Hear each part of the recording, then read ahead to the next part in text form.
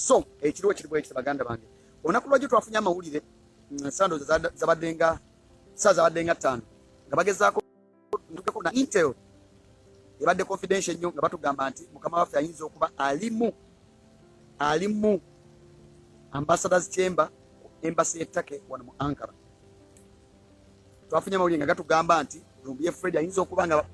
embassy nyini ya muabductinga nemuteeka mu ambassadors chamber nga gyali. Nabagadde mbabuliddeko communique ebadde ekoleddwa DWV kampuni y'aba Germany eyalwa amawulire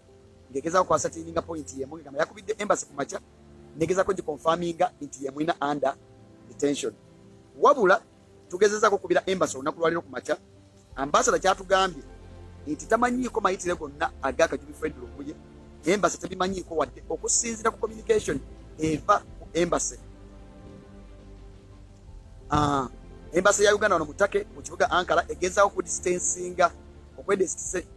okwedistancinga ku nsonga zonna ezikwatagana n'okuzibwawo kwa Lumbuye Fred. Naye nga twali tufunye communique olunaku lwajjo olw'ekiro nga batugamba nti ali mu ambassadors chamber mu kibuga Ankara embassy ya Uganda. Tukubidde ambassador ku makya ga leero kyatugambye atugambye tamanyiiko wadde ku mayitire ga Lumbuye tannafunako ne communication yonna eva mu ene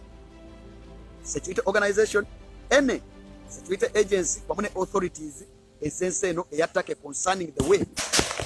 out siza mukama wange Lumbuye Fred. So embassy ya Uganda wanettake negezaako bye distancingako.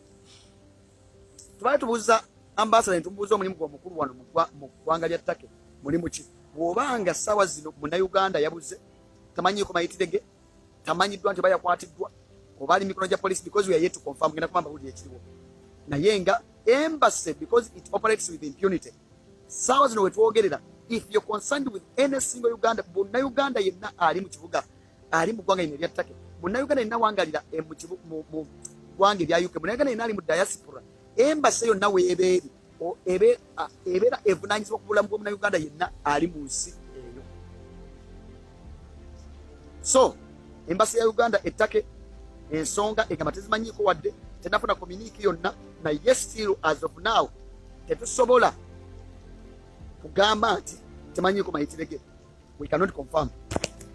So kyekyo kiriwo ekiva ku embassy ya Uganda. Then kikye tuliko ekirala ekiriwo tulina legal team gyetubafunye ne y'abataaka tulina legal team tulina ba human rights activists aba providing free legal services eri ba refugees n'eri ba asylum seekers. Tulina n'abalabe twagala okayalinga mpolampola so tugezaako kuzoganya wano ne wali olunaku lwajjo zabadde ssaawa nga 5 ez'ekiro nga tumaze live gye nabadde maze okukola nabagee twadde tumaze olunaku lwonna nga tuzuga ku poliisi eno n'eri nga tugezaako okulaba nga tunoonya muganda waffe yonna gy'ali ne tugendako ku offices za Interpol kubanga beekapala badde bakiraiminga nti Interpol yamukutte. Wabula ku poliisi zonna zetwageze ku police stations ne ku offices za Interpol ne batugamba nti balina records zonna ziraga nti omuntu ono bamunina. Omu ku balooya be tulina ssaawa zadde ziweranga 5 n'atugamba nti yabadde afunyeeko amawulire agalaga nti Kajjubi Fred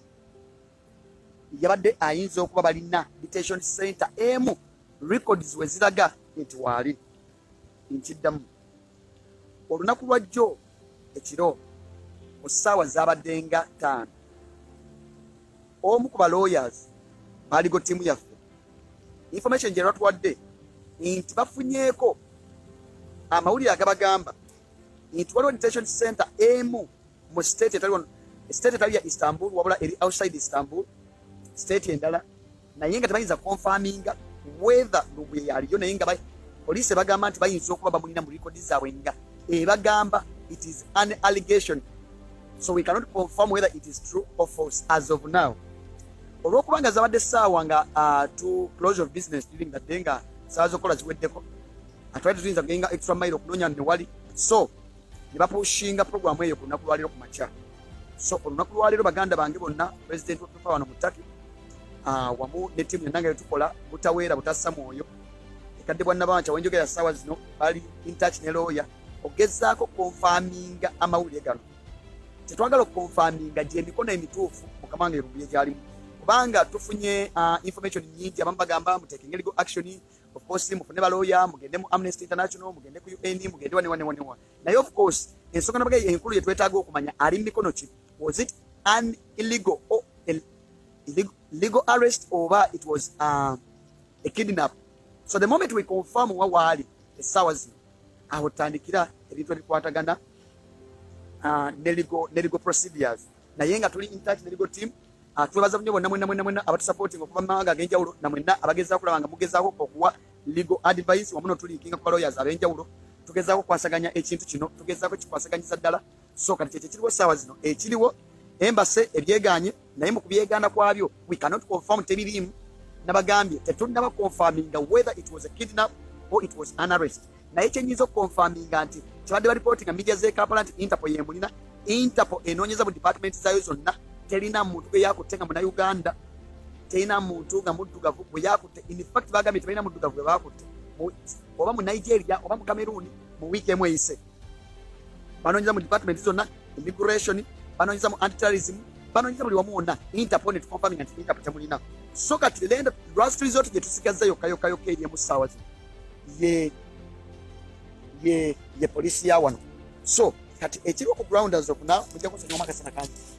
ate kanoza simanyi oba ekejja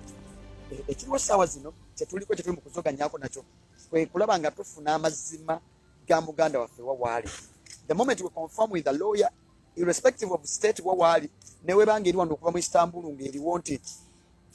ng'eriwo wasukawo mayiro nga 5 oba mayiro 10 we shall arrange okulaba nga tumunoonya wamu n'okulaba nga tugezaako okumufuna naye nga kyekyo ekiriwo kubanga okukwatibwakwe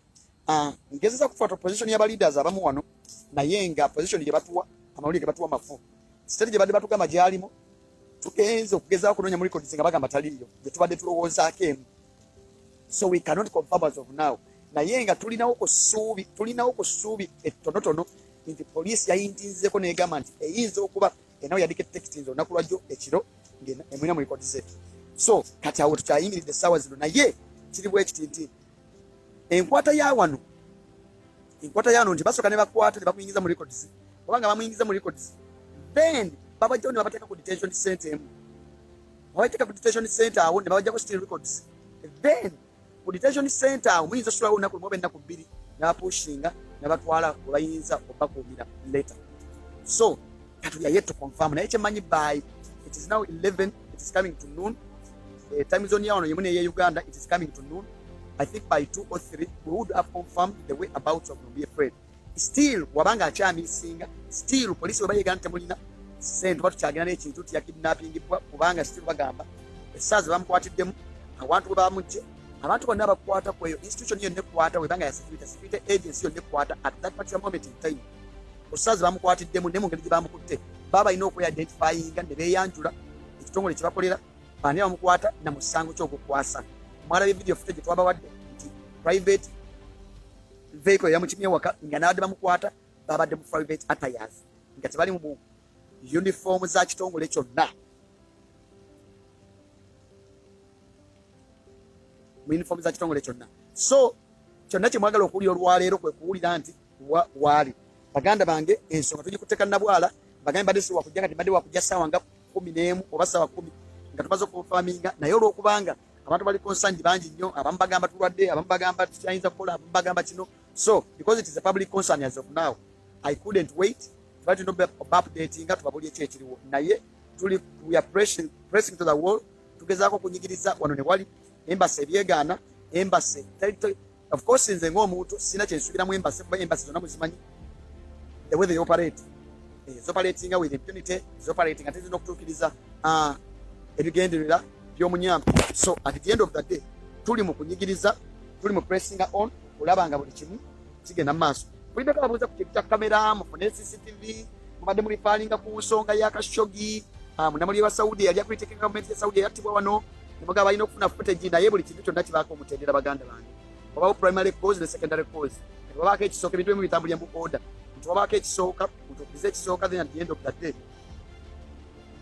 then tugende ku level eddako so katusuukirize tuno ebisooka tuteekinge legal action then tujja tuba ku eyo level wekinama nga kyekatisamu footage wa CCTV camera I can confirm nti bwe bamukwatidde CCTV camera Kibuga it is an urban setup it is a residential area, so CCTV camera ziba ziraga bulungi nnyo. Even though nebezibanga teziraga nga zadde ziblokingibwa, footage asobola okusikibwa ku satellite, kiri very possible. So abalowooza okutekinga eyo move tugirowoozaako naye erina level bwerina okujjira. 2 abagamba okugulawo omusango byonna ebyo tubirowoozaako baganda bange. Kyembagambye tutekinga legal action very soon. That is why we are engaging a number of lawyers on ground. We are engaging a number of lawyers across the globe. Okulabanga more so human rights lawyers, more so a number of activists across the globe. Okulabanga ensonga ya muganda waffe ekuka kyemanyi mwenna mukimanyi twagala kulwana masajja okulabanga omusajja tabuuka boundaries ettake mwenna mukimanyi kiyinza omutuukako. Nabagambye wabanga ali mikono mikyamu, wabanga ali mikono gya embassy, wabanga ali mikono gy'abasajja abanyampi, it is very easy obutamuyisa ku kisaawe deportation ne bamuyisa kubamba n'enjogako n'omuntu omu gwe sitayinza ku disclosing ali mu gavumenti olw'okumuyisa ku mazzi weeruli. It is very possible ne bamuyisa ku mazzi singa aba mikono gy'abanyampi. It is very possible okumutta singa aba mikono gy'abanyampi. It is very possible okumuyisa ne bamusmagolinga ne bamuyisa ku border ne bamuyisa mu nsendala yonna ne bamudeporting. That is why what we are fighting for right now. Kyekyo twanako baganda bange naye katunyigirize katupushinga kitupushinga on. Tufunyako timu egenda Ankara ku embassy bali mugezako settinga wano bana Uganda ngeza coordinatinga tulabenga ne embassy however much obegezako okwe-distancinga ku nsonga zino we cannot relent. Tulina obanyigiriza okutuuka ku kisenge okulabanga muganda waffe tatikibwa, okulanga muganda waffe tagenda mu mikolo gy'abana basajja abanyampi. So baganda bange embeera eriwo tugezaako kulabanga tugezaako okwasaganya ensonga zino. Kyonna ekigenda okuba kivuddeyo nina kubamba buulira kyonna ekiraba kivuddeyo nawe tugenda tutandikira then nja kuba mbategeeza ensonga nga ezimiridde. Tugezaako okuingaginga abantu ab'enjawulo, tugezaako okuingaginga abantu ab'enjawulo nga bwe mulaba tugezaako bakwasaganya mu mbeera yonna. So ekiraba kituusewo kyonna baganda bange kwendi peegi kwetuli bagezaako gikwatamu bayagadde gezaako ogikakinga olunaku lwajjo naye tubali tulinako expert badde twasiganyiza ensonga zino technically so nekibalema naye munzikirize baganda bange tugeze kati okutambuza ensonga zino nako ziringa 2:08 tuli ba team no sleep tugezaako okulaba nga tukwasaganya ensonga za musajja waffe simu gyekwesa tebagikubako. So mpaze ekira kyentegeddeko okuva e Kampala ntegeddwako nti oluvannyuma lw'okumanya n'okukola obukodyo bwonna obukwata muganda waffe Engeri Fred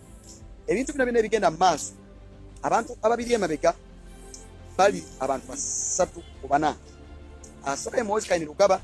owokubiri ye muwala wa Salimu Sale ayitibwa Jennifer Sale wamu n'akasajja akanyalwanda Kagashumba.